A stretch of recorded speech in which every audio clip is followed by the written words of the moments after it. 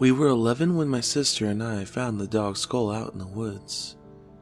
We came across a clearing of dead grass, and the skull sat, oddly pristine, in the middle of that barren circle.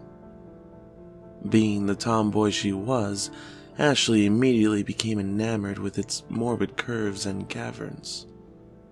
I hated it from the moment I saw it, refused to touch it, felt as though its empty, hollow sockets were watching me, waiting.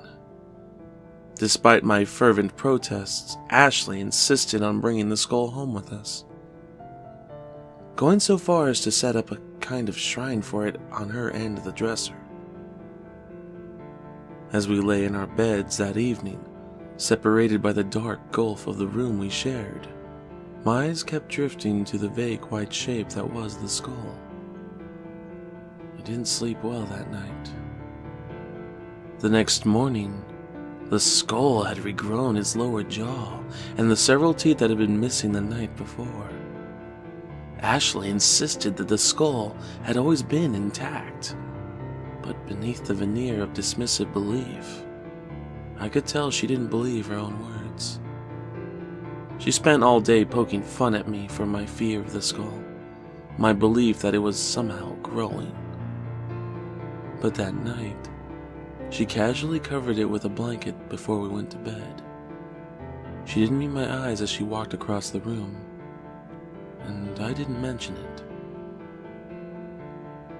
When I woke up the next morning, I saw Ashley standing silently in front of the dresser, her wide eyes blank. She was staring at the skull. Half of the spine and a considerable part of the ribcage had sprouted overnight, one skeletal foreleg reaching out with cruel claws. She turned to look at me when I gasped, and her haunted eyes looked with mine. We didn't say a word. Didn't need to as we gathered the bones up in an old raggedy bath towel. Our faces set with grim determination as we carried the bundle to the clearing where we had found the skull 2 days before. We buried it among the dead grass and dappled light streaming through the trees overhead. The next few days were dominated by an unspoken agreement that we would not speak of what we had found and buried again. Ashley fought to be nonchalant, but something inside her had changed. There was a meekiness that had not been there before, and she often became lost in her thoughts. I could imagine what she was thinking of. On the third night, I was awoken suddenly by a sharp sound of breaking glass and a short, muffled scream. I bolted for the light switch, unthinking. In the light, I spun to look at the window and the empty bed that stood before it.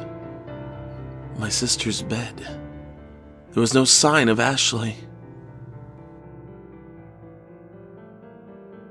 The only thing left among her rumpled sheets were shards of broken glass and a few stray dog hairs.